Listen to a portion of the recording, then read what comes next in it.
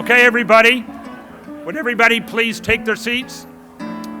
Thank you. We're going to get this started. Lots of seats here. Feel free to come in.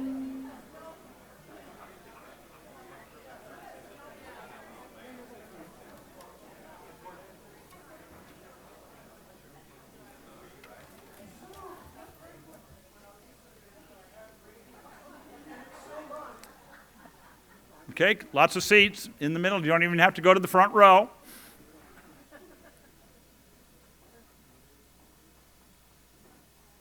Great. Thank you.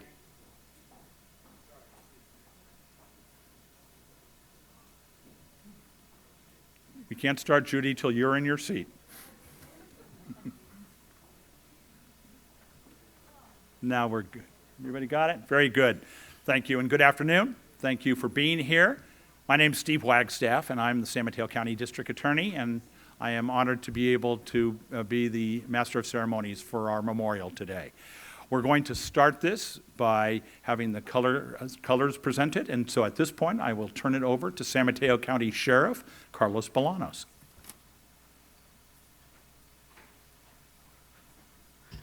I would ask all of you who are able to please stand. Honor Guard, present the colors.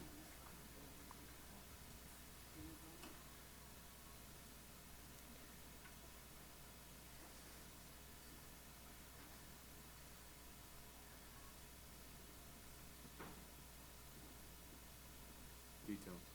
Alt. Right. Face. Please join me in the Pledge of Allegiance.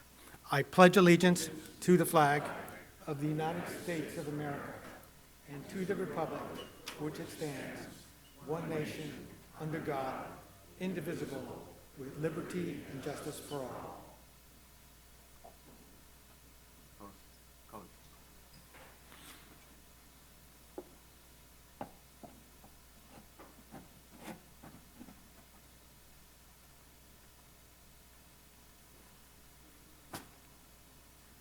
Present. On.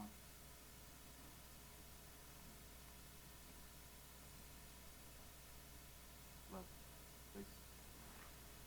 Forward. One.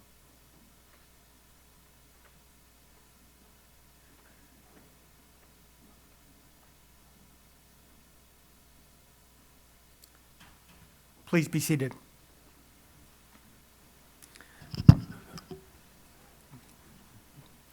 Good afternoon. I'm honored to say a few words on behalf of Judge Smith.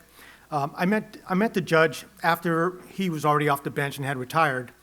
I met him at a mounted patrol ceremony where the sheriff at the time was busy that evening, so he asked me to represent him. And what we were unaware of is that I was supposed to install the new board at the mounted patrol dinner, and of course I didn't have an oath of office. So to add to my nervousness, I was unprepared.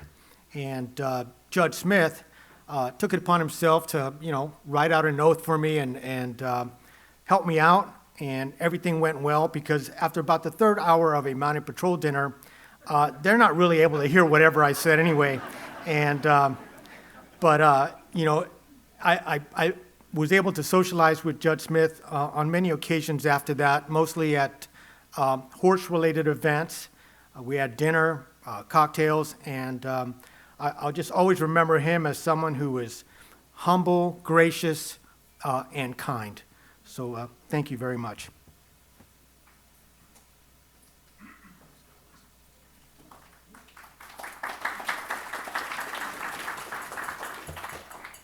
Thank you, Sheriff Bolanos. He always speaks with brevity, but words that are so meaningful. And he's working very hard on me to learn brevity. So far, I can't even spell it. At this point, what I'd like to do is to be able to introduce to you the family members of Judge Smith's family members who are here today. They've come from a distance, and I had a chance to get to meet them and talk with them last evening, and it's a wonderful group of people.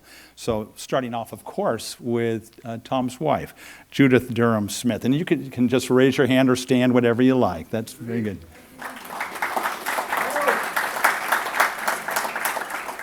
And then Judy's sister, Jane Flood.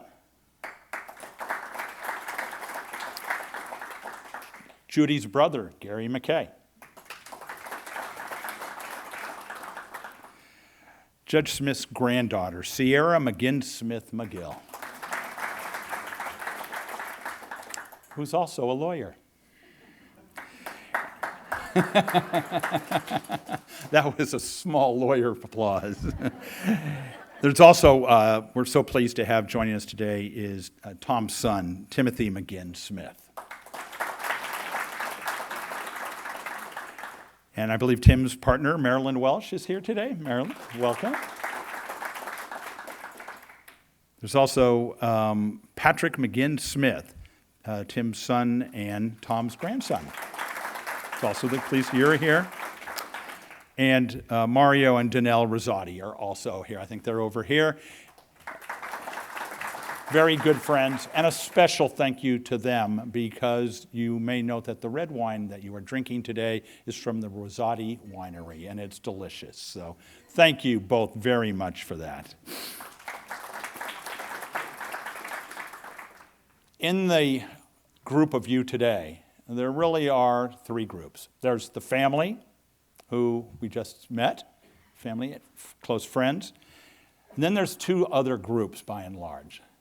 And that is the people that Tom knew so well through the horse group, as they used to call it, the equine group, and then certainly all his fellow judges and the lawyers who appeared in front of him. Many of these will be speaking to you today. The one thing you will note is that there are probably more legal people are here because, as Judge Kemp and I were talking about, the lawyers believe that they own the world. Therefore, they will always be here to show that they are owners. Well, we do ask of everybody, if you didn't get the chance to do it on the way in, would you please sign the guest book on the way out if you haven't already done so? For those of you, certainly like me, with my family members that I've lost, it's always something later on to go through and you say, oh, they were here. Oh, they were here. On that line, if they didn't get the chance to say hello to you. So if you would do that, it becomes a pretty special thing. I still have both the books from my parents, and it's very meaningful on that line. Since I am Judge Kemp and Judy were kind enough to allow me to be the MC, I get to speak first. But my timekeepers are clearly over here. I see him right here keeping the eyes out for me on that line. But my remarks are that I got to know Tom Smith as just a boy, because my father was his lawyer. My father was an attorney in this county doing civil work for people and was his lawyer for many years. And when I was a boy, there were occasions where my father would be going over to the house and I would go along. And he was always so friendly. I remember that. And I met a lot of people, but he was so friendly. And then later in life, as life would have it, I went on to law school and became a prosecutor. And I got the chance to appear in front of him on many, many occasions. And the two things that always struck me about Tom were, number one, and I bet all of you will agree with this one, his directness. You know what? He didn't mince his words. He didn't couch them in flowery language. Political correctness was not the highlight of his career. Always polite, because the other side was compassion. Not everybody got to see that all the time, because his mark on the bench, as I'm sure some others will comment on today, when he was sitting as a judge, it was serious. The most I ever saw from him would be a little grin at the corner of the mouth, and then you knew that inside he was laughing hilariously on that line. But he would always tell you what was needed. But the compassion side of it, something that I've never forgotten. Judy, I don't think you would know this. There's no reason you would know this. Is I was a young prosecutor and was trying a case in his courtroom in the old courthouse, that beautiful courtroom A that so many of us all know about. And it was an assault and battery on a law enforcement officer. It actually happened to be on a man named Bob Morris, a wonderful detective that many of you knew. It's the first time I ever met this great detective, and he had been assaulted by this fellow, and we were in trial there. And I was just doing the usual thing, being a new, this is back in early '78, being a new prosecutor. I absolutely am so grateful they had no filming of trials in those days, because clearly I would grimace if I looked at it today. But I was in the middle of it, and we took a break. The defendant was on the stand, and he was a pretty hot-headed guy, and I was just starting cross-examination of him, and he was already getting a little hot. And suddenly, Judge Smith said, "We're taking a recess." Didn't know why, because we had taken a recess maybe 20, 30 minutes earlier, and I didn't know what that was about. And then I just went about looking. That's a big old courtroom for those who haven't seen it. But when I was done cross-examining the defendant, he got angry. He actually, at one point, the defendant stood up in the witness stand in his anger, and Judge Smith just said with a tone that anybody in the planet would listen to, "Sit down." And it worked.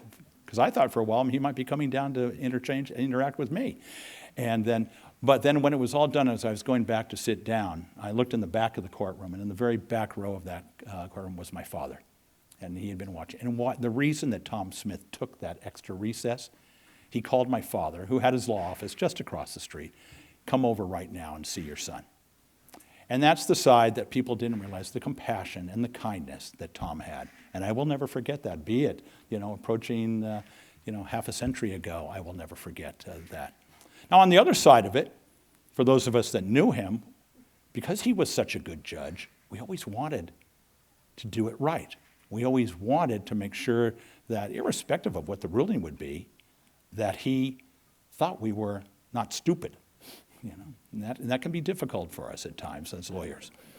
And there was one occasion where he had ruled on a triple murder case on this woman we had charged with 3 murders, part of a group of 4 people who had committed a lot of serious murders.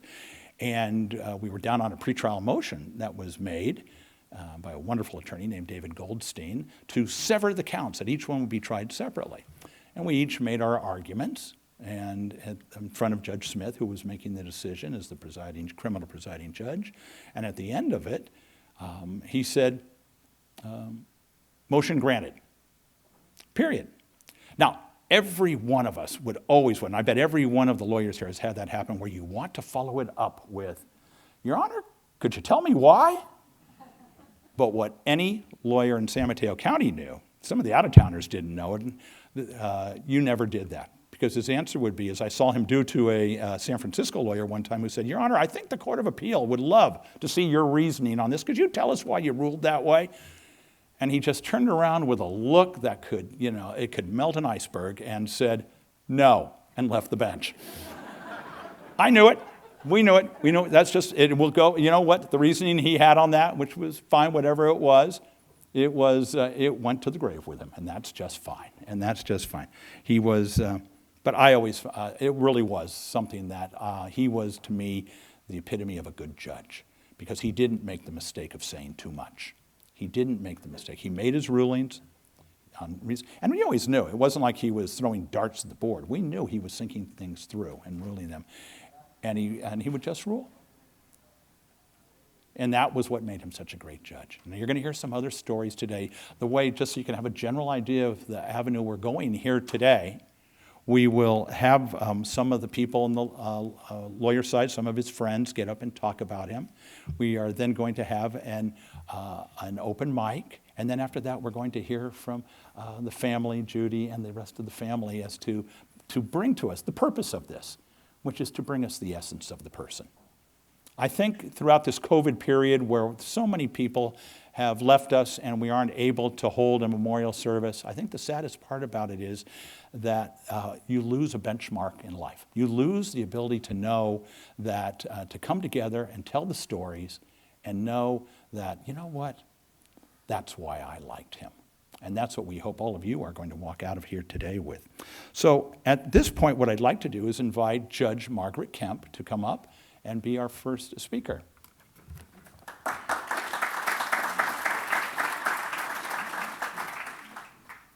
Thank you, Steve. At the outset, let me say that a couple of weeks ago, I had a run-in with a parking berm and, among other things, suffered a mild concussion. So if I start babbling or whatever, Steve has his instruction. First, he's going to give me this, cut it off, and then it's going to be the hook if I keep going. So, and I hope he's going to do that with all the speakers, Steve. I wanted to start out, I asked Steve to introduce all of the direct family members with their middle name, McGinn, because Steve, see, I told you right off the bat. Tom was very proud of his McGinn heritage. Many of us used our middle initial on our signs on the bench and on the doors of our courtroom. Tom always had it spelled out, Thomas McGinn Smith. And I wanted to tell you a little bit about the McGinns. After he retired, Tom did a lengthy biography of the McGinns and then updated that in 2016 to about 35 pages. I'm not going to read you all of that. It's fascinating reading. It's like reading a history of Americans and immigrants to America. But I do have a few things that I would like to point out to you because I think you'll find it interesting. The first McGinn to America was Charles McGinn Sr., who was born in Northern Ireland to Patrick and Rose Smith. He immigrated to Quebec and became an active and prosperous merchant in Quebec. He married Bridget Conway, and I want to emphasize this for Elaine Tipton, in the Cathedral of Notre Dame in Quebec. They had a number of children, and Charles Sr. was both fluent in English and in French. Charles Jr., and I'm not going to go into all the family members because we'd be here until after midnight if I went into all the family members. But Charles Jr. was then enrolled in Nicollet College in Quebec, and until his father's death. His mother, Charles Jr.'s mother, remarried, and the stepfather misappropriated the funds, and so Charles was no longer able to go to Nicollet College, and eventually set out for New York, where he became, among other things, a baker. He learned he apprenticed for a baker and became very knowledgeable in the bakery business. Decided he wanted to go west, got on a ship, and eventually went around to Portland, Oregon. Started a bakery, trying to capsulize all of this. There's a lot more in between, but started a bakery in Portland, bid on a contract with the United States government for baking biscuits and crackers for the U.S. Army during the Civil War, and that turned out to be a very, very lucrative contract.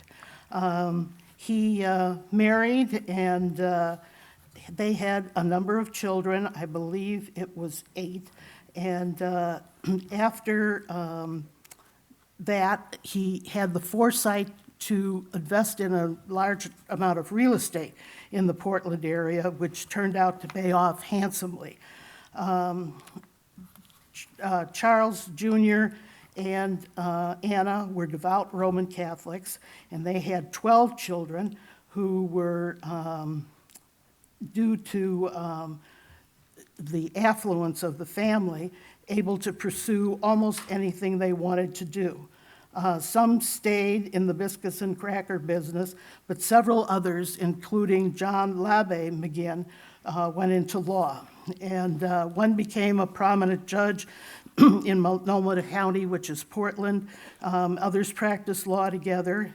Tom's great-grandfather, John Labbe McGinn, was active with the members of the Oregon volunteers, and they were called up during the Spanish-American War. He was sent to the Philippines with them, where was involved in 22 different skirmishes. And he stayed in the Philippines for a while and practiced law. He found that that wasn't going to be as rewarding, let's put it that way, as he thought it might be. So he came back to the United States, and from there, he went, after staying in Portland for a little while, heard about the Klondike Gold Rush, went to Alaska, and started practicing law there. At first, he was an assistant U.S. attorney, and from his legal career, he became very well known and went into private practice, married his legal secretary, Elsa Searing, and they moved to Fairbanks. There, he practiced law and acquired the reputation of being the best lawyer in Alaska. He is in the Alaska Miners Hall of Fame, if you want to look that up on the internet. He practiced law and also did some mining of his own. But with those two things, he did handsomely in the gold business in Alaska. Then he and Frank Manley went into business together, both in mining and also in the oil business in Kern County, California. So John LaBe McGinn was very successful in both gold mining and in oil. He and Elsa moved to San Mateo in 1916, excuse me, and though he was admitted to practice in California, he did little but some appellate work with the Ninth Circuit. He really considered himself an Alaskan and an Alaska lawyer, but he would go back periodically to Alaska for various cases. Tom's grandmother, and I particularly want to mention her, Elsa, became active in politics and was elected the town trustee when the city of San Mateo operated under a commission form of government. Elsa headed the Commission of Public Safety and Health, and as such, she became the first police chief and the first fire chief of the city of San Mateo. I look back at now in reading and going through his biographies, and I think the example of a strong woman from his grandmother was instrumental in how well Tom treated the women lawyers in his court, which I'll come back to in a minute. But I just want you to kind of keep that strong woman, Ilsa, in mind when we talk about that. John and Ilsa had 2 children, one of whom was Laura McGinn, who was Tom's mother, and Laura McGinn married Thomas Kelly Smith, who also has a fascinating family history, as does Elsa Searing McGinn, but I can't go into all of that with you today. Anyway, Thomas Smith was a newspaper editor in New York. Tom was born in Mamaroneck, New York, for those of you who have any familiarity with that area. He was also later an editor for the San Francisco Examiner. Tom had 5 children with his first wife, and Tim, one of them, is with us here today. He had a number of grandchildren. All of the children have McGinn as their middle name, and at least the 2 that I know of definitely have McGinn as their middle name, and I think there are probably others beyond that. It's a strong, proud tradition in the family. Tom attended Santa Clara University for both his BA and JD and was a deputy district attorney in San Mateo County, as well as an attorney in private practice. He was appointed to the municipal court in 1973 by Governor Ronald Reagan and became the youngest judge at that time in San Mateo County at 35. In 1984, Tom was the first appointment of George Duke Machen, Governor George Duke Machen, to the San Mateo County Superior Court. For those of you who knew Tom, and will hear from other family members about Judy and his life together. But now I'd like to just make a few quick personal comments about my knowing of Tom. First, many of you in law know that I was the first woman in the criminal division of the DA's office. And that first year, before Tom was appointed, there was another judge in Department A who had no use for women lawyers. He called me in early on and said, "Women don't belong in the courtroom, they belong pregnant, barefoot, and in the kitchen." And that was how he treated me. It was a very, very long year, but that made it even worse. So in January of 1973, when Tom was appointed to the bench, it was like Hosanna.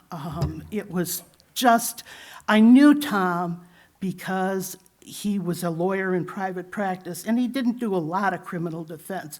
Occasional drunk driver, civil clients who'd get arrested for that, or their kids would be minor in possession of alcohol, relatively minor things.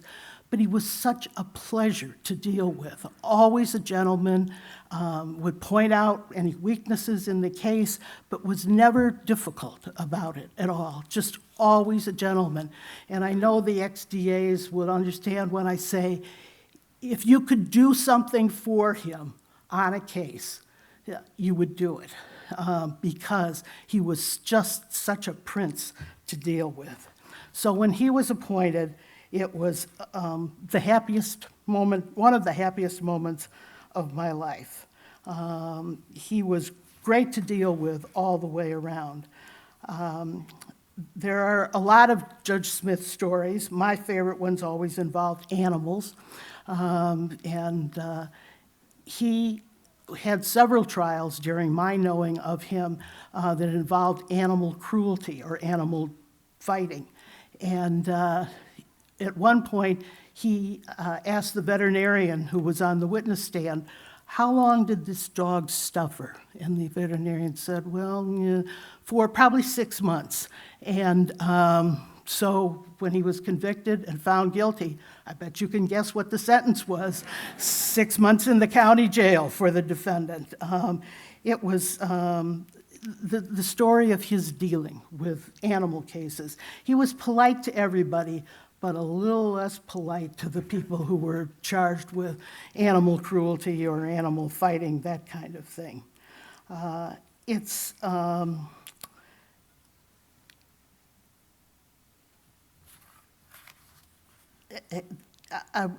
sorry, I get these little lapses from my concussion. I want to emphasize the other thing, that he was one of the hardest working judges San Mateo County has ever seen. One case, when I was still in the DA's office, I had a fraud case in front of him that was scheduled for 3 days, but one of the other judges took ill, so 3 days was just not possible. We were there till after midnight. I could hardly talk by the time that day was over, putting on that case. But he was determined that that case was going to get heard, and it was going to get done that day, because the next day he had a jury trial calendar to call. And so we did it. We got it done in that day. Or when I went back from being a Superior Court deputy to being in charge of the Muni Court office in Redwood City, in April of 1976, the calendar down there had, because of another judge, just been turned into a mess. And there were 1,000+ cases backlogged.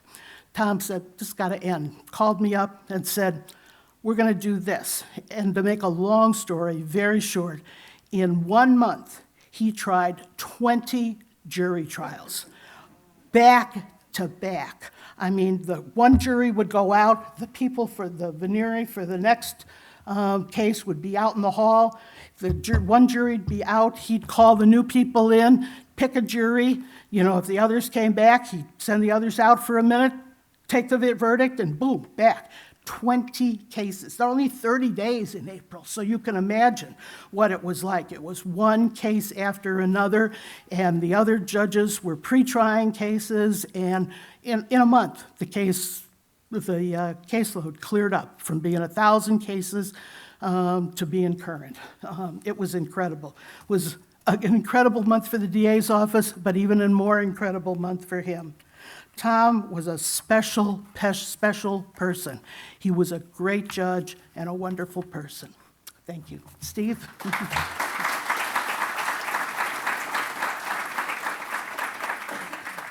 Thank you, Margaret.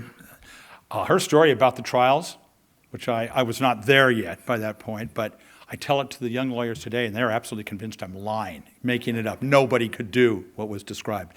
Our next speaker is Chuck Smith. Chuck was a deputy district attorney. He and I both were in the office pretty much the same early part of his career. He then went into private practice. He has a very thriving criminal defense practice and knew Tom very, very well for some ways I'm sure he's going to tell you. Chuck?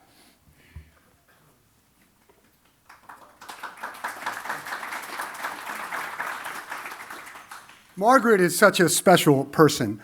I am so proud that I get to tell so many people I know that I started my career in front of the first female judge in the history of this county. My mother was an unbelievably strong, dynamic woman. I have 6 powerful, dynamic sisters, and I say, and it's true, all of whom are smarter than and more successful than their dumbass brother. But I brag to them, and I brag to my nieces about, I got to start my career in front of the first female judge in the history of the county. What a special person. First of all, to the family, I am sorry for your loss.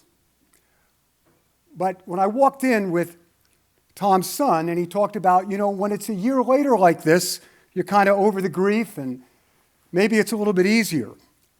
My message to you is this. When my father died in 2008, one of my sisters, the aforesaid, said to me, Dad's heaven is how we will remember him, how we will think about him, retell his stories, how we will cherish the memory of our father, and how we will be inspired by him. That's especially to you, young lady, the lawyer. Be inspired by him. So that's my message to you about how to deal with this loss. I met Judge Smith 40 years ago this August as a young deputy DA in San Mateo County in the courtroom A, which was his courtroom. I was sent upstairs on my first day to handle an arraignment calendar in front of Judge Smith. It was just a walk up a flight of stairs. And an arraignment calendar, for those of you who don't know, there's 50 or 60 misdemeanants who are asked how they're going to handle their case. Are they going to get an attorney? Are they going to plead guilty, plead not guilty? And I roll in to that courtroom at about 9:02 or 9:03. And Ann Murphy, who's here tonight, was his clerk, sitting there, and court's in session already. And I sit down with the 50 or 60 files, and Ann Murphy says to me, lines 1 through 4 have been dismissed. I said, what? She goes, there was no prosecutor here. The cases were called, and they've been dismissed. Okay. So I went back down after handling so successfully my first arraignment calendar, and I told Dale Hahn, who was my deputy in charge, who ultimately became a Superior Court judge, colleague of Tom's, I told him, I confessed to him, and he said to me, I guess you're going to be on time next time. I guess I will. And that was my introduction to Judge Smith 40 years ago this August. He became a great friend and a great mentor, and I did a lot in front of him in my legal career. Another arraignment calendar story. This is in the late 70s, early 80s. And we would have what were then Fish and Game Code violations. That department is now called Fish and Wildlife. But Tom was, long before it became chic to be an environmentalist, Tom was an environmentalist. He loved nature. He loved the natural world. He loved animals, as Margaret commented upon. And I so remember misdemeanants would come up charged with then Fish and Game Code violations, an overlimit of clams, a undersized abalone off the coast of San Mateo. And they would walk up, and Judge Smith said, "How would you like to proceed?" "I'm going to plead guilty and pay the fine, Your Honor." "If you plead guilty, you're going to jail for 30 days. "What?" "If you plead guilty, you're going to jail for 30 days. That's how Tom felt about the protection of our environment in San Mateo County. And this is 1978, 1979. He was way ahead of his time. He loved our natural world. Tom became a great friend. I was blessed to become a friend of his after I stopped appearing in front of him. Tom was a great sportsman, as I'm sure some of his horse riding colleagues will talk about. But I wasn't a horse rider, but Tom would take me on great trips. We would go down to the Mexican border, and we would ride in these friendship bicycle rides from Tecate to Ensenada, from Mexicali to San Felipe, just to express in these friendships rides the friendship between our country and the country of Mexico. And these were great experiences. And what a trooper Tom was. I mean, Tom, a few years older than me, but Tom could do it. Tom was a great athlete, great sportsman. In the 90s, Josh Bentley is here. In the 90s, I put together a group to run the 190-mile Napa to Santa Cruz relay race. A 24-hour race. Each of us would run 3 legs of 5, 6, 7 miles over the course of 24 hours. And Tom did it with us. We didn't win it, but that's the kind of guy Tom was. I still remember, as we were in one of the vans, kind of tracking our runners, driving by some winery and watching Tom. And Tom, like me, wasn't built for running, but Tom was just plugging away to run that leg. And I so admired Tom, and I so cherished being able to have that friendship with him outside of the courtroom. One more remark about his courtroom skills. The greatest compliment, as was said, I was a prosecutor for 9 years. I had a passion for that. I've been a defense attorney for 36 or so now. I have a passion for that. And the highest compliment, in my opinion, that can be made about any judge is the government, that is the DA, the AG, whatever it might be, the U.S. Attorney, the government is not the home team in his courtroom. Meaning that he was fair. He was down the middle. He did not favor the government because they were the government. He did not favor the defense. You had to do your job well. If the government was wrong, he would say so. If the defense was wrong, he would say so. I close by quoting someone, because the quote fits Tom Smith. And as I contemplated this earlier today, I said to myself, when I disclose who I'm going to quote, Tom would be looking down on me and saying, "Hey, Chuck, you dummy. I was a lifelong Republican. What are you quoting that guy for?" But Tom, listen to it. It fits. You'll like it. In June of 2015, President Barack Obama eulogized Clementa Pinckney, the African-American pastor who was slaughtered by a demented young man at his church, along with many of his parishioners. During President Obama's beautiful eulogy, he said, quote, "Clementa Pinckney, what a good man. Sometimes I think that's the best thing to hope for, when you're eulogized. After all the words and recitations and resumes are read, just to say someone was a good man. End quote. In that same spirit, I say, Thomas McGinn Smith, what a good man.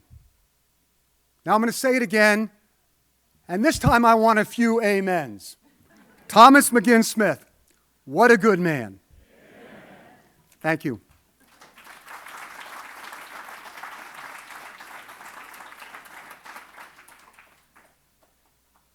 You know, whatever side of the table Chuck is in a trial, whether it was a fellow prosecutor to us or a defense attorney, gift of gab was what God gave him.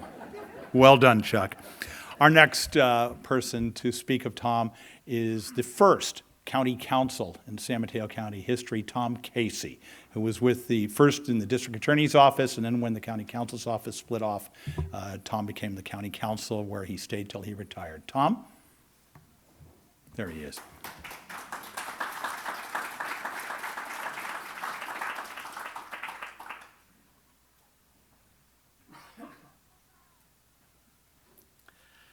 Thank you, Steve.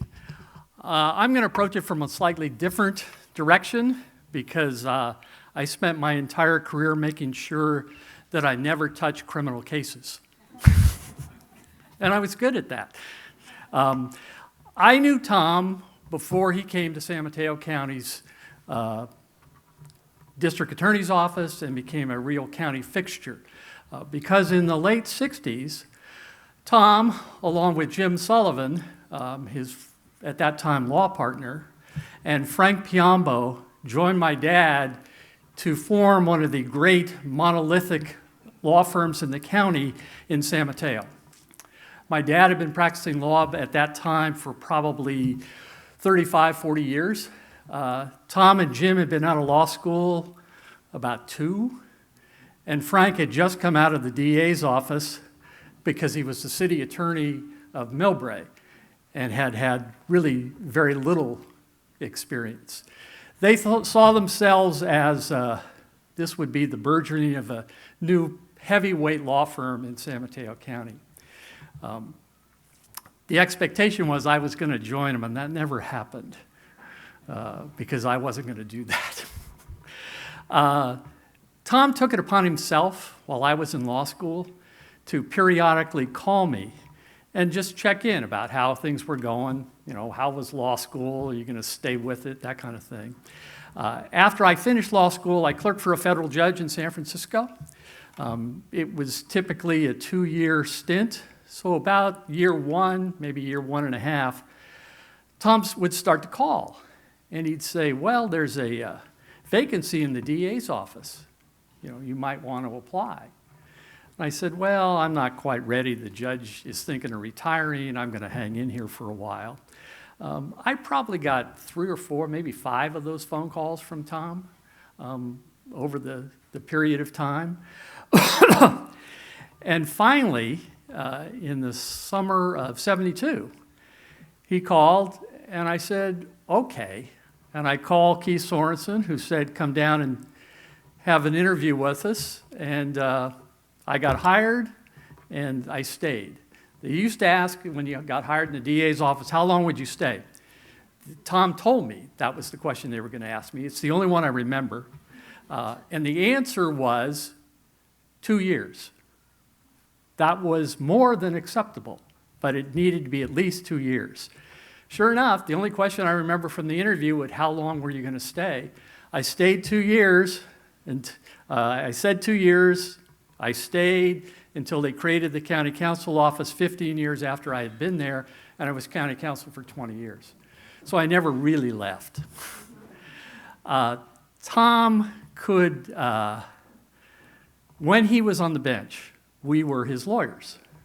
And periodically, I'd get a call from Tom, and it'd be usually some fairly strange question that he had, and we'd answer it, and he was always very appreciative of it. But on the rare occasion I went to the municipal court, Tom would always look up and go to the complete confusion of anyone in the court. Oh, it's my lawyer, the county counsel. Tom was a great lawyer, a great judge. He treated everyone with respect. He valued what people had to say. He was deliberate, but he wasn't slow. He was really the icon of what a Superior Court judge should be. And when he retired, it was really a great loss to the court. And I'm just so glad that I had the opportunity to have at least some interaction with Tom for a number of years. Thank you.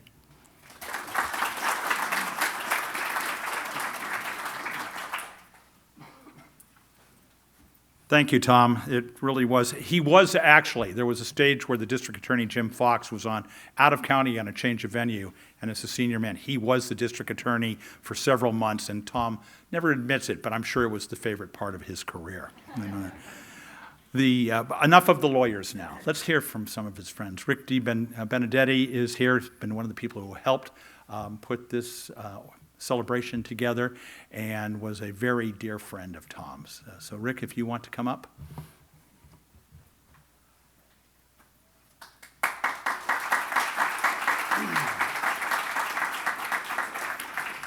I think fortunately I didn't have to go to courtroom A. I first met Tom on a mounted patrol ride in 1979. My father asked me to go with him that year, and Tom, my father, and Jim King all celebrated their birthday parties on the same day on that ride. Tom never really forgot me from that week there on the ride. When we got back, the phone would ring. He would want to go for a ride somewhere, and I would meet him. But it wasn't for probably another 10 years that we were on our way to a fall ride up in the Sierras. And we came around the turn on Highway 88. Tom's truck and trailer is broken down on the side of the road, and Tom was just sitting there in his truck. It had to be 90, 95 degrees, and Tom's just sitting there with his horse in the trailer, and we get out, and Tom, what's going on? And he goes, the truck just stopped. It was like someone just choked it out. And so we had an ice chest with us. We gave Tom something cool to drink, and we started talking about it. And someone said, the truck probably vapor locked. And Tom goes, what? Vapor lock? You know, when you're just not getting any fuel. And we ended up cutting open a aluminum can at that time and packed it full of ice and wrapped it around the fuel line. Had another drink there, talked it up some more, that we had another 15 miles to go, and all of a sudden Tom goes, you think it's going to start now? And I go, well, why wouldn't it? Turns the key, starts up, off to the ride we went. Tom just never, ever forgot that. Again, the phone just kept ringing weekend after weekend. We would ride up to the Mountain House. We would ride to Alice's. He started introducing me to different riding organizations. One of the first was the Hunter Tantal ride that went into the San Francisco watershed, where there was just probably 25, 30 gentlemen, some of them I see out here right now, riding to Lake Pillasitas. We'd tie our horses up and have a lunch and then ride back out. Tom was my sponsor for Ranchero Vistadores, another wonderful organization where it's a group of 800? Is that what it is? We ride back into the mountains of Santa Barbara, Santa Ynez, and there's different camps there. Our camp, the Los Vigilante camp, we have a meeting on the Tuesday morning at 6:30. And so, you know, there's people that are up late at night talking business, a lot of cattlemen there, so forth, farmers, a lot of attorneys and judges also. Tom was late for the meeting. He comes running into the campfire. He grabs a cup of coffee, he's sitting down, and someone leans over and they go, Tom, that's an interesting pair of boots you have on. And Tom looks down at him and he goes, you're right. I have another pair just like those in my tent. He had the left boot from one pair and the right boot of another pair on his feet.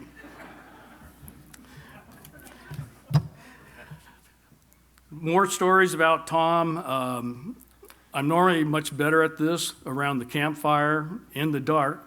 Talking this early in the afternoon with the sun up, for me and the people that we rode with, enjoyed Tom more around a campfire at night. But Tom treated us all very evenly.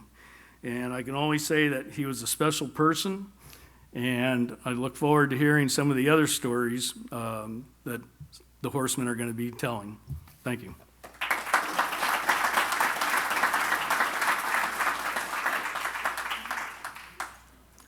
Rick, thank you. It's great to hear those because, at least in the courtroom, those weren't stories that Tom was telling when we were in session. So it's great to hear from you. We also want to hear from another person who's a longtime friend of Tom's, one of his earliest friends, Peter Card. Peter, are you? There he is in the back. Please come forward. It's one of his. Thank you, Peter.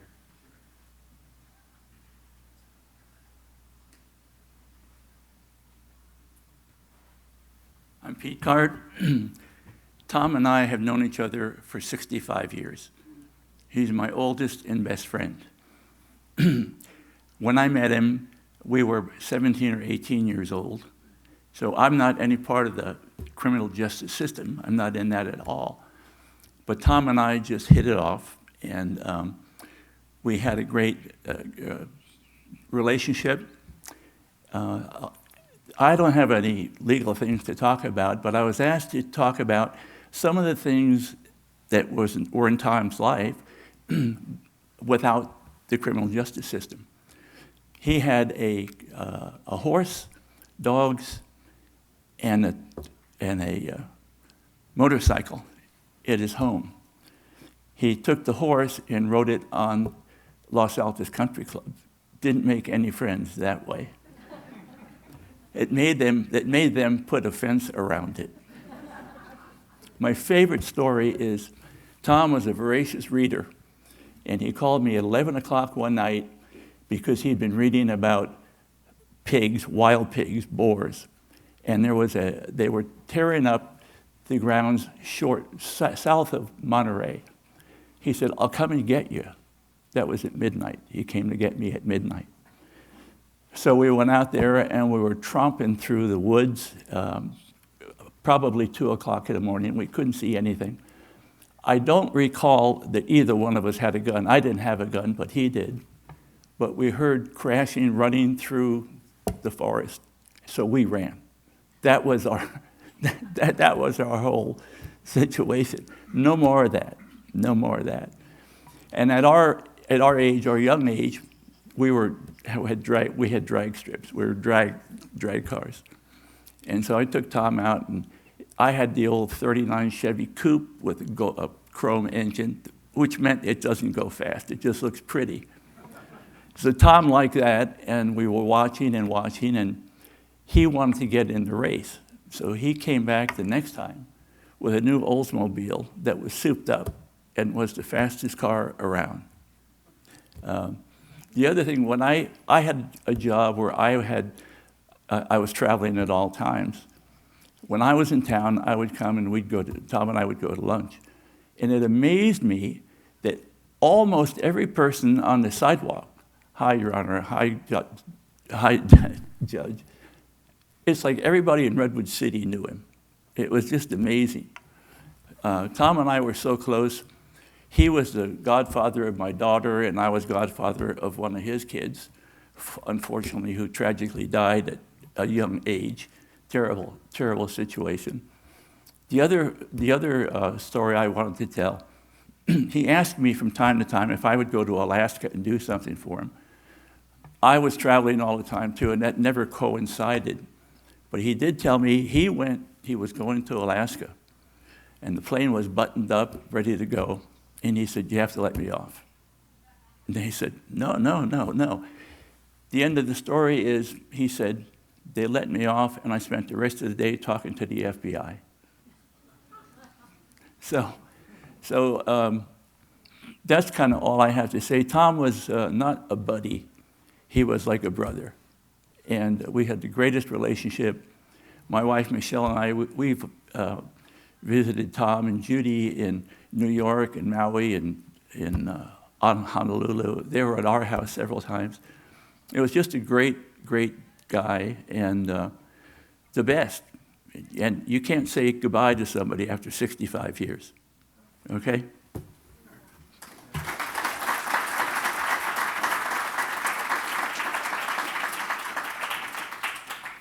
Thank you, Peter. That's a great story, particularly the one about the running from the wild boars. That's kind of your version of the running with the bulls in Pamplona. Very impressive on that line. We are now going to move to the next phase of our gathering today, and that is before we hear from the family, if anybody wanted to get up and say a few words about Tom, we can do that for a bit. What I would ask you to do when you do come up, just simply identify yourself and say how it was that you knew him, and then it's yours. So, number one hand that went up right here, please come forward.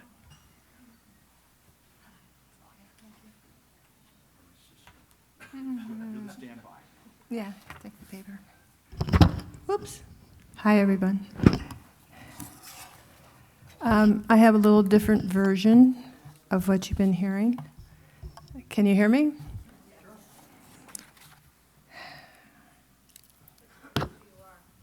My name's Leanne Gilbert. I live in Woodside, California, and Tom actually appointed me to the grand jury, and the first thing he said was, please don't take down the town of Woodside for at least 2 weeks. And so I think I listened. I'm not sure. What I've written is entitled The Real Tom Smith. Tom Smith, my husband and I, along with 20 other friends and participants, were among attorney Doug Gray. Maybe some of you knew him. Doug Gray's chosen few who looked forward to and attended Attorney Gray's annual mystery weekend parties. One particular weekend party was where we observed Tom stepping out of his seemingly stern and rigid character as a sitting judge and lay aside his bench mannerisms and tight courtroom decorum and, well, just let loose. The group of us chosen to attend these mystery parties were always in awe year after year at what evil shenanigans were in store for those of us who had sold their souls to be a part of each year's treasured event. We all knew the weekend was going to be filled with intricate games and insanely challenging puzzles that led to legitimate clues, unless they were fake clues or impossible challenges. The goal was to win the game at all costs. We participants, including Judge Smith, would do whatever it took to garner the correct clues. We would all play by our wits and by theft of clues from fellow participants. Sorry, Tom. And by lying to every adversary, and most of all, never giving any fellow participant help, except for false help. All we cared about was to reach the goal, which was you winning and your friends losing.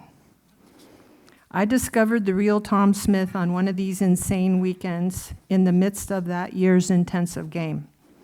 The announcement of the winner of the game, we were told, would come at the end of our journey, which was comprised of 2 days and 2 overnights in small Western-type hotels that had been rigged by our host, Doug Gray, with clues and fake detour maps, cryptic messages, and there were so many fake clues that each of us knew we had to play hardcore in order to ferret out a real clue.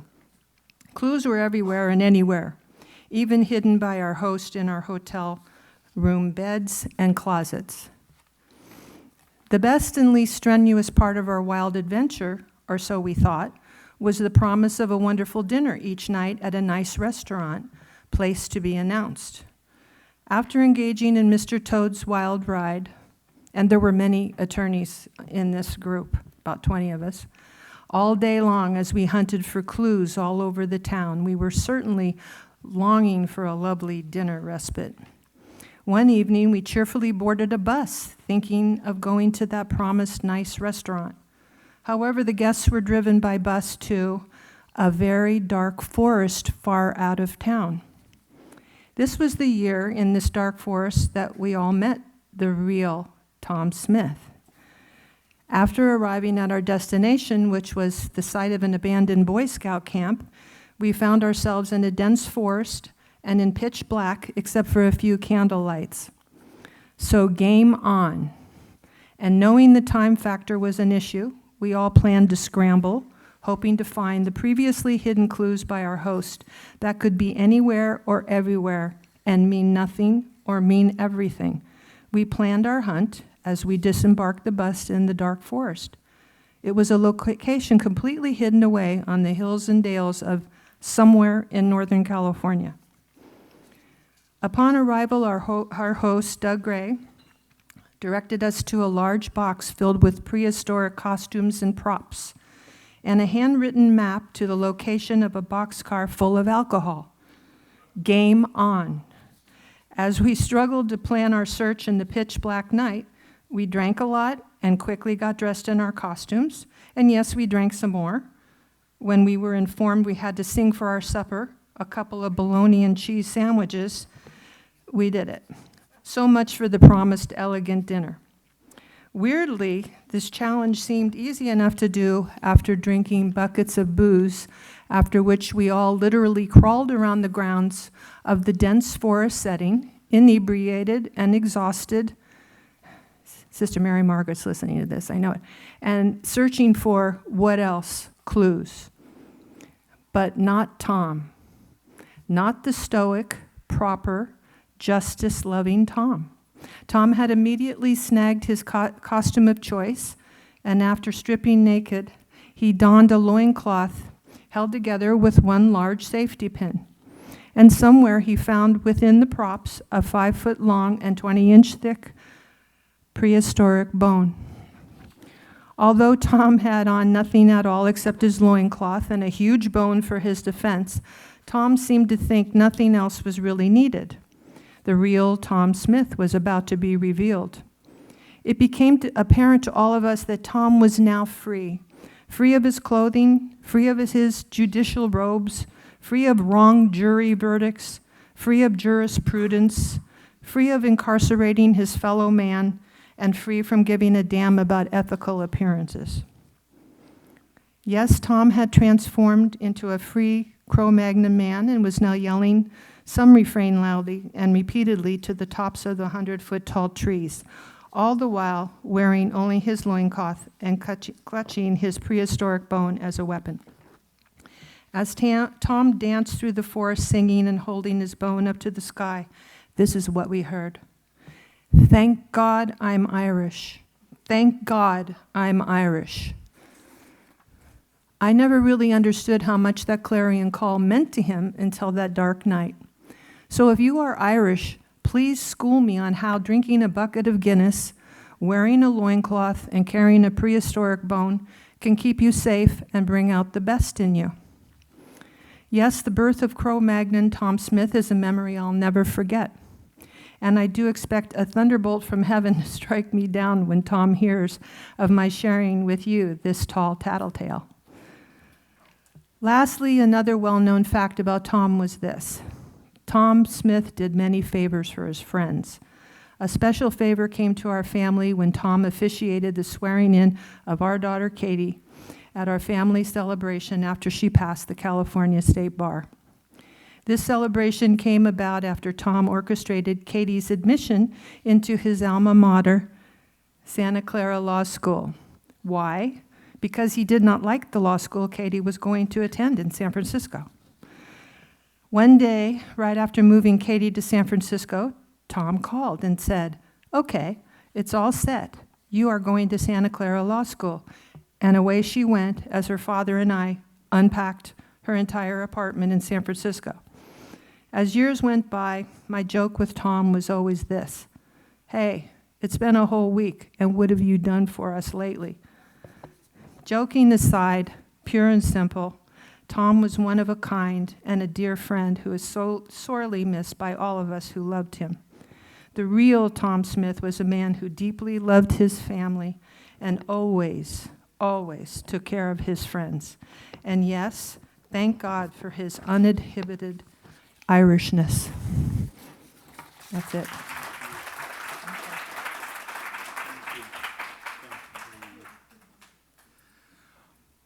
But that's a story hasn't made the rounds too much. certainly one I'll remember.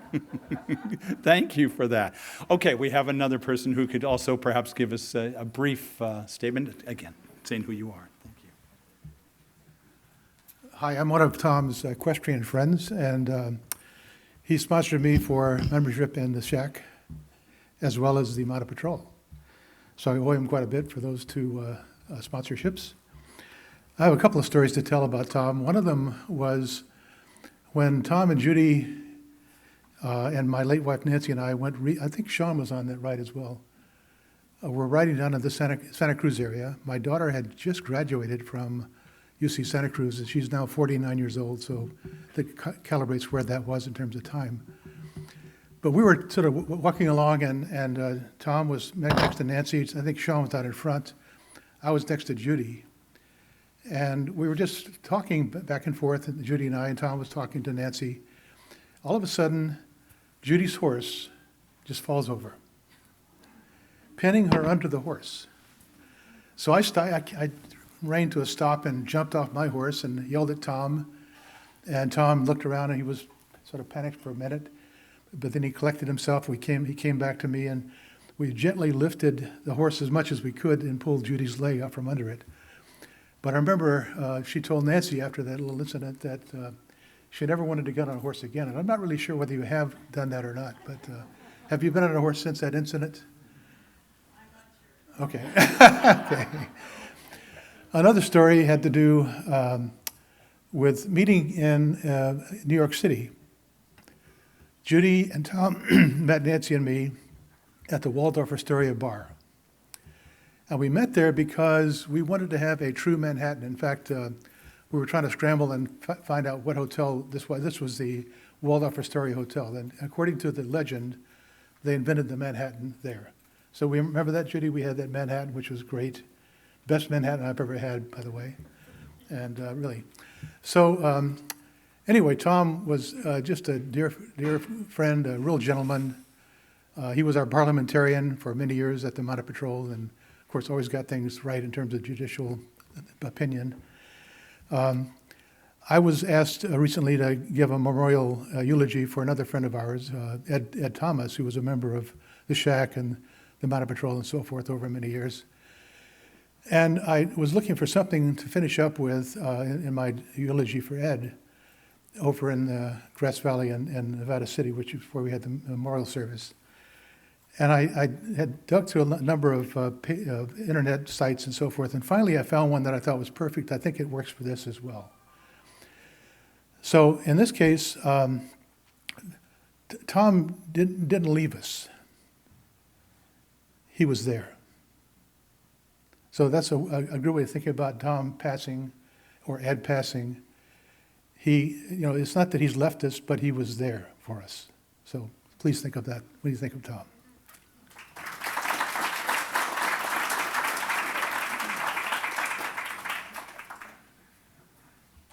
That's a beautiful way to think of it. Thank you. I think all of us should. All that.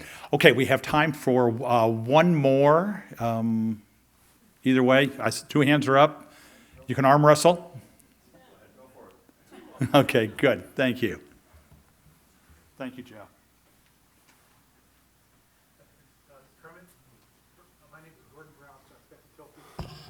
Yeah, that was Gordon Brown from the Mounted Patrol and the Shack Riders. I'm going to be really brief so this other gentleman can speak his piece as well. My name is Kermit Clater. I'm a friend of Tom and the Smith family. I met them all about 20 years ago when I got involved in the equestrian community in Woodside, joined the Mounted Patrol, joined the Shack Riders, and at the time I was 20 years younger and one of the youngest members of either group. And just out of affinity, I quickly became very close friends with Tom's sons, Sean and Tim.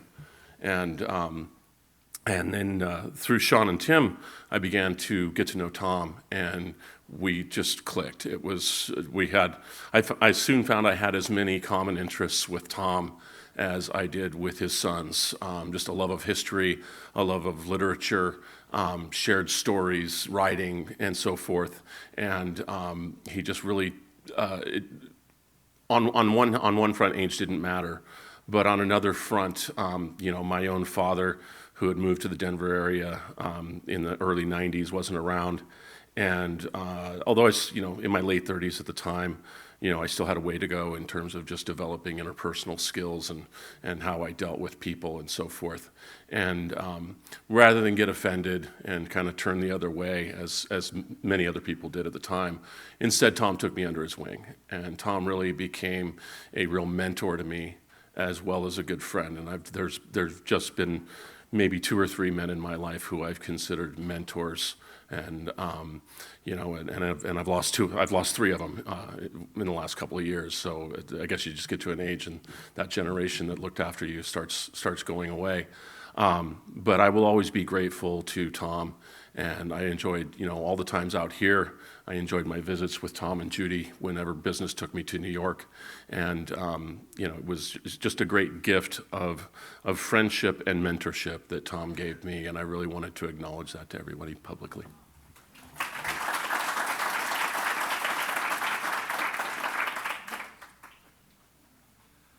Thank you. Isn't that what anybody wants? You hope that the legacy you leave is the impact you have on lives. So I'm glad he had that legacy with you. Joe, we still have a couple minutes left before we're in the next phase, so please be our final of the open mic. This is Judge Joseph Scott.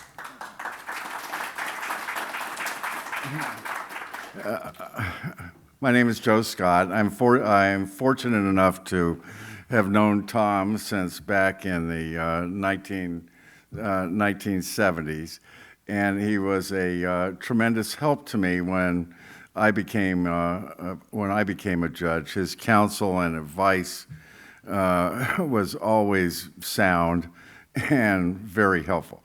But that's not my story. My story relates back to the late 1970s when I was a trial attorney and trying a case in Tom Smith's court. It was a small hit-and-run accident. Tom Smith had made for those of you who don't know what a motion in limine is, he had made rulings on what we couldn't go into in terms of evidence.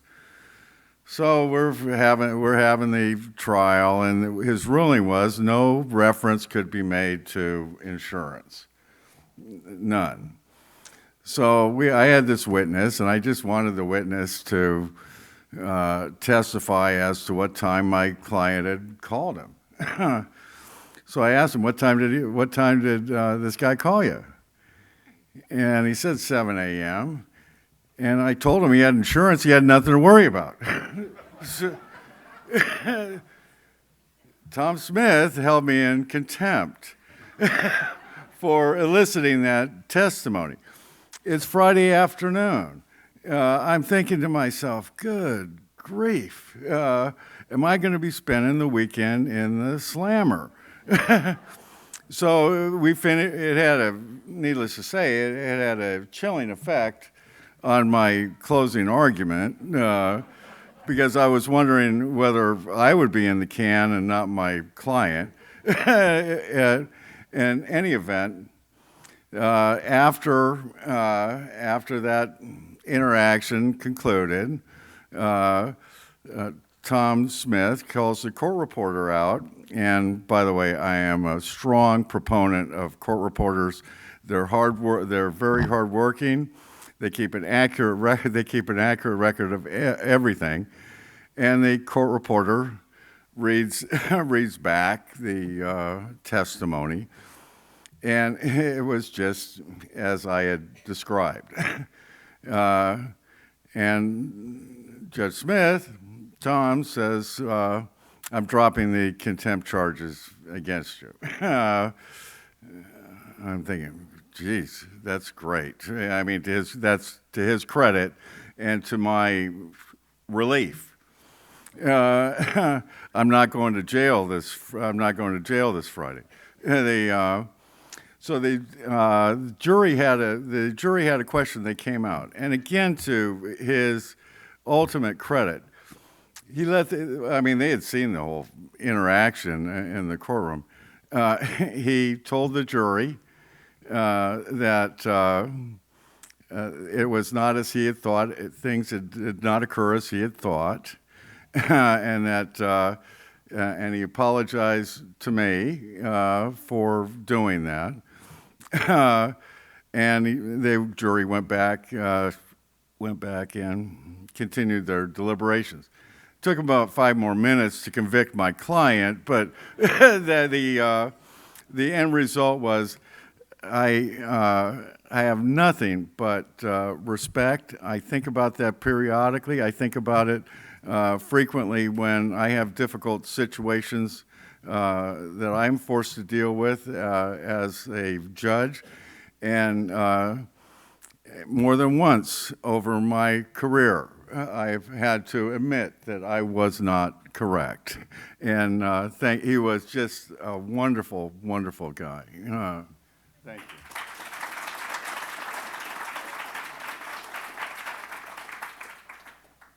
Thank you, Judge Scott. Again, showing the kindness that Judge Smith had to everybody. Now to move into the final phase of today, we want to hear from the family. And we'll start with his son, Timothy McGinn Smith, to say a couple words about his father. Tim, thank you.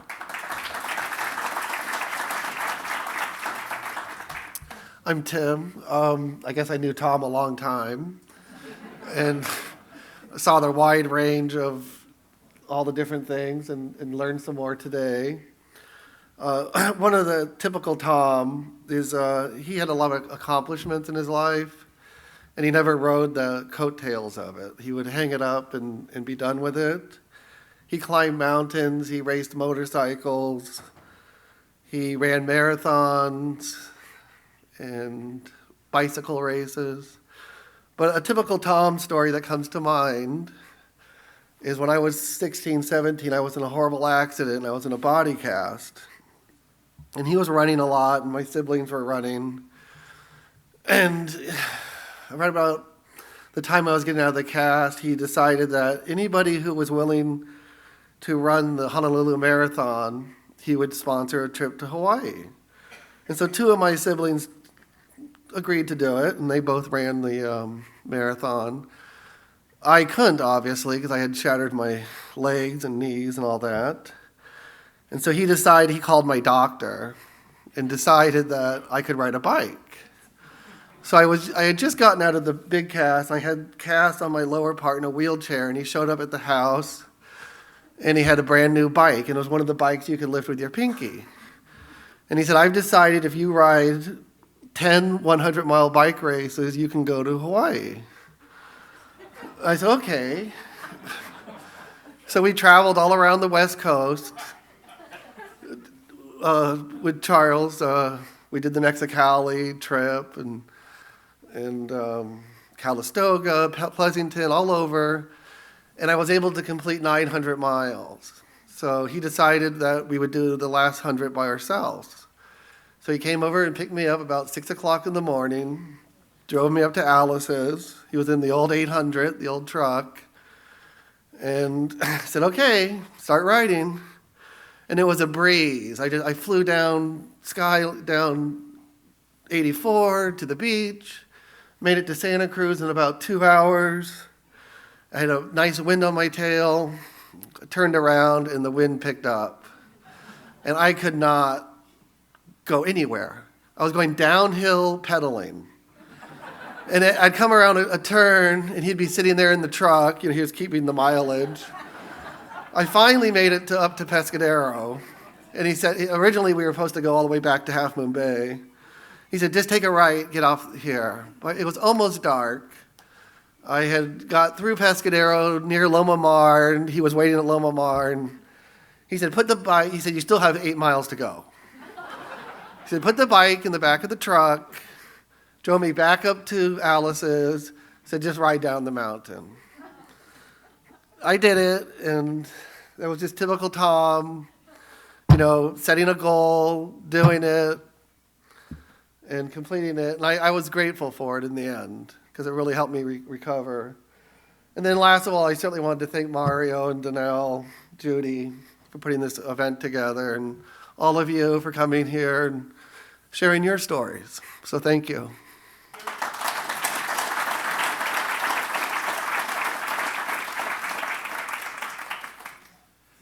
Tim, that was a dropper. Boy, that is, I guess we're always toughest on our own kids, aren't we? Because that was a tough standard for you to meet. I'm impressed you made it. Next, we'd like to hear from Gary McKay, who is Judy's brother and obviously brother-in-law to Tom.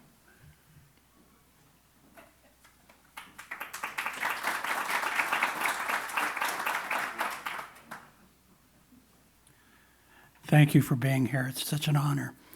I've never learned so much about Tom as I have today. I'll tell you that. Your stories were just fascinating.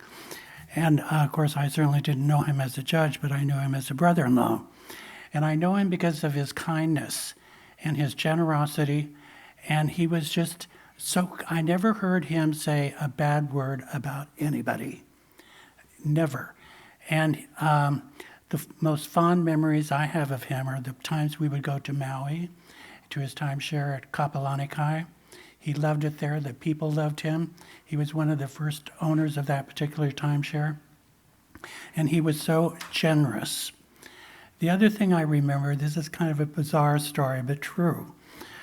Judy and Tom used to come to my house in Bend almost for all the holidays, Christmas, Thanksgiving.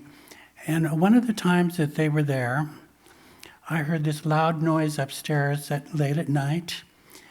And I said, what is this? So I went upstairs, and Tom, maybe some of you wouldn't know this, but he frequently had horrendous nightmares because of the work that he did. And he had awakened, and I had a table up there with the glass on it, unfortunately. He hit his arm on that table and cut it. So immediately went taking him to the hospital because he needed some stitches. He never once complained about it, ever. I mean, it was just Tom. What can I say?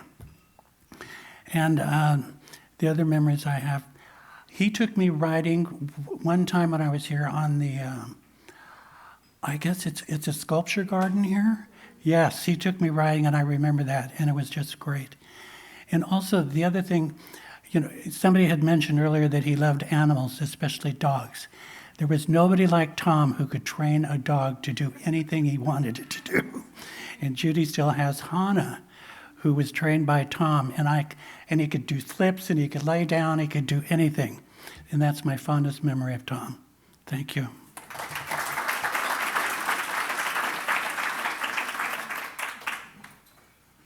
Thank you. You're getting so many sides of Tom. It's wonderful. Let's hear from 2 generations down from Tom. Let's hear from his granddaughter, Sierra McGinn Smith, Esquire.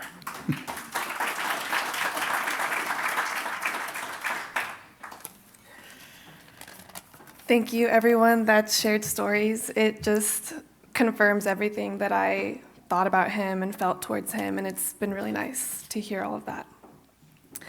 So as someone said earlier, I just became a lawyer. I passed the bar last July and went to Santa Clara Law, which my grandpa going there definitely played a big part in that, and wanting to follow his footsteps and continue to be close to him. And I always wanted him to see me graduate, and his health started to decline the past 2 years or so, and he held out till about 10 days, 14 days after I graduated. So he got to see me via Zoom, and it was just really meaningful for me that he stayed.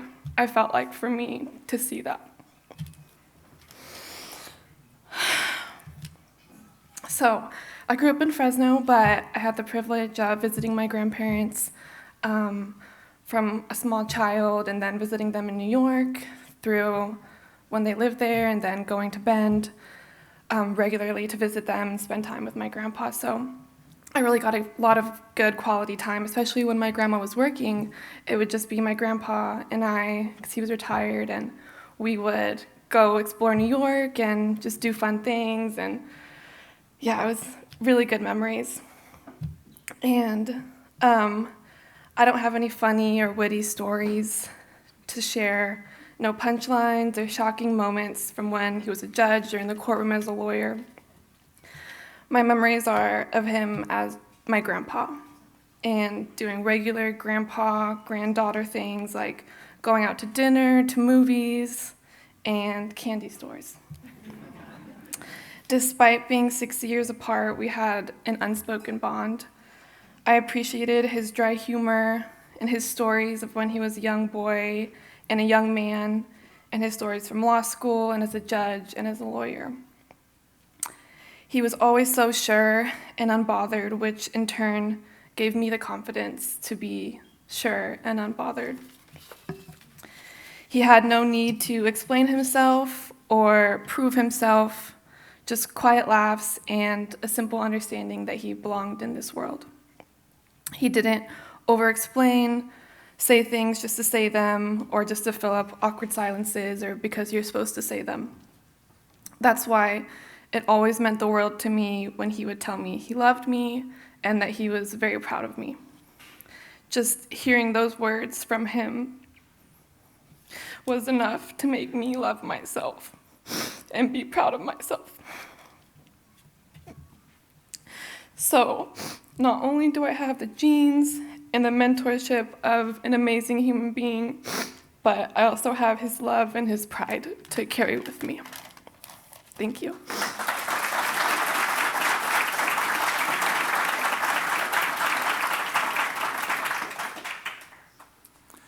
Sierra, he heard what you said today, and he's very proud of you. Let's finish, of course, with the person who's lived with him, known him for the over the last 20 years, and that's Judith Durham Smith. Judy, would you come up and tell us about Tom from your perspective?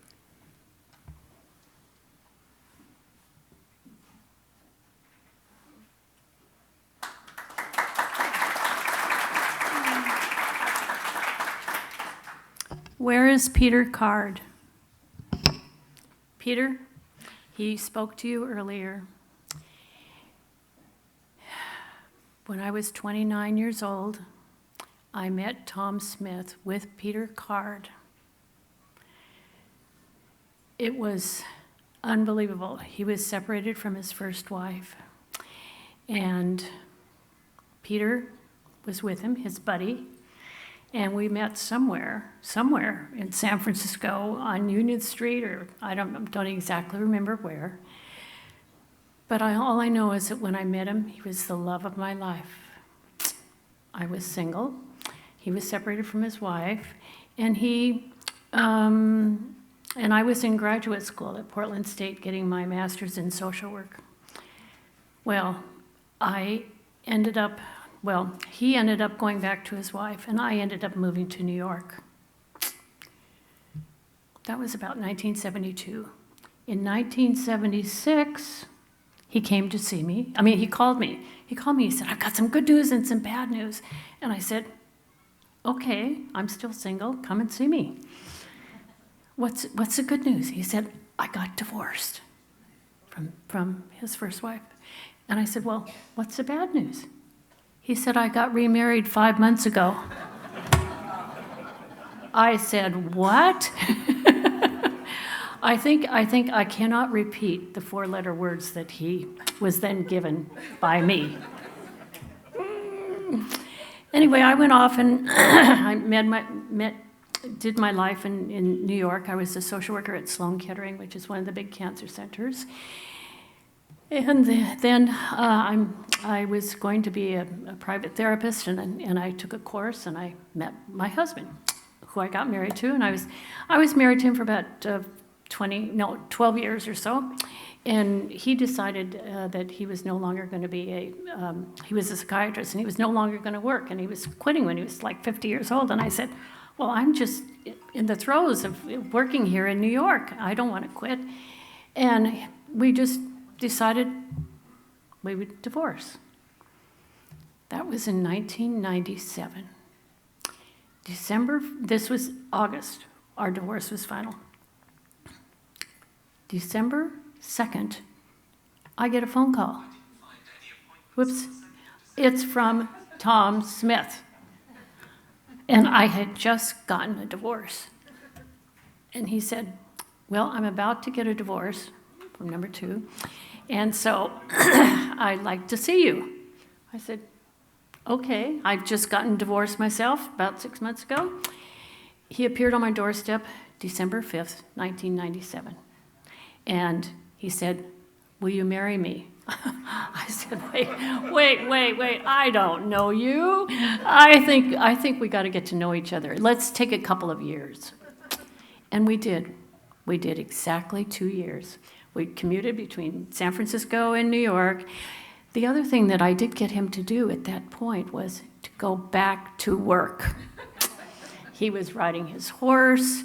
He had some grounds in San Ynez, and we all know Tom. He enjoyed his life. And so he went back to work, thank goodness, for the next 10 years. And we commuted the first, and we were married exactly 2 years later on December 5th, 1999. And then we commuted because, well, I sold my apartment in New York and I moved to California. We had a place in Menlo Park, which of course is how I got to know the Circus Club. We got married here at the Circus Club too, by the way. So this is a very eventful place for us. We commuted for 10 years, and he went back on the bench. I was very happy because that really helped his manner and everything else. And you know, he was really too young and he was too smart. He had too much information.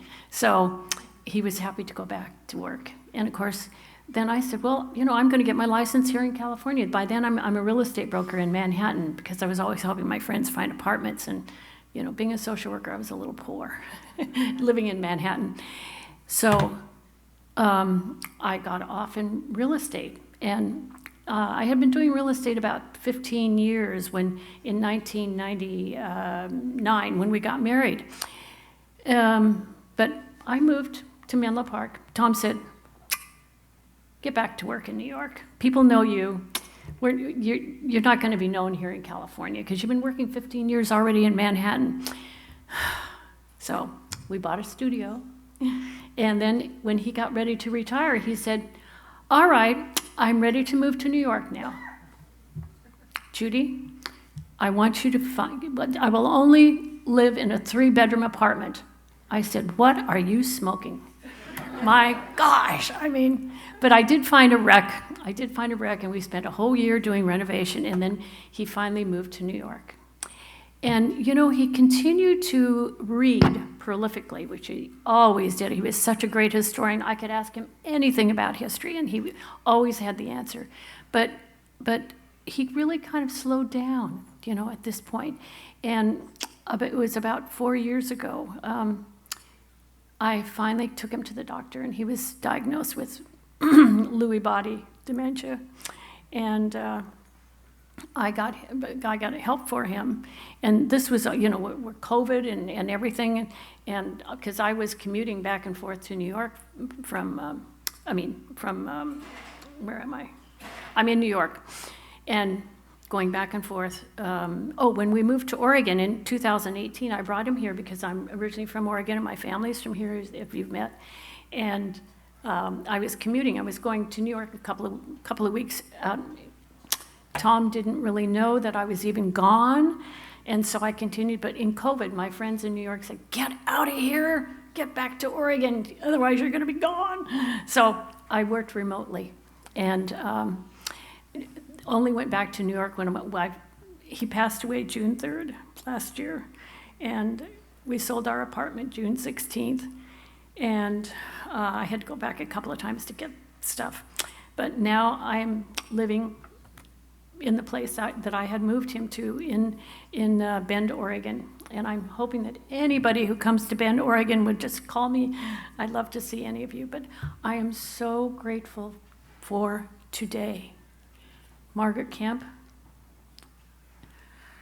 Rick DeBenedetti, the Mario and Danelle. I cannot thank them enough. I just can't thank them enough for doing this. And for all of you, it is being recorded. Thank goodness. I decided I'd splurge, and it's being recorded, and I'll be able to do. It's going to be apparently on YouTube, a little short scenario, and anybody who wants it, let me know. I'm here. I'm still here, but I'm so grateful to have all of you here and to be able to do this. Thank you for coming, and thank you so much, Stephen, and Margaret, and Mario, and Danelle, and what can I say? Peter Card, he came here to remind me that once upon a, but I'm so fortunate that he was with Tom when I met him when I was very young, so. Anybody else? Did we make it? Did we make it? You made it. We're good. You made it. I think. And may I finish, because you thank the people who helped organize it, but may we thank you, the family, and everybody for sharing Tom with us. For sharing Tom and the memories of Tom. I know there's a million more stories about Tom, but we heard a lot about He's Tom in heaven. that He's made in it great. heaven. So thank That's the you, main thing. Judy, so much. Thank you. Thank all of you for you. being here. Please share stories, and thank you. Good evening. Thank you, my friend. So lucky he's had so many wonderful friends, and the memories. Thank goodness I recorded it, because it's a lot to take in. So true. Very good. Thank you, everybody. Thank you.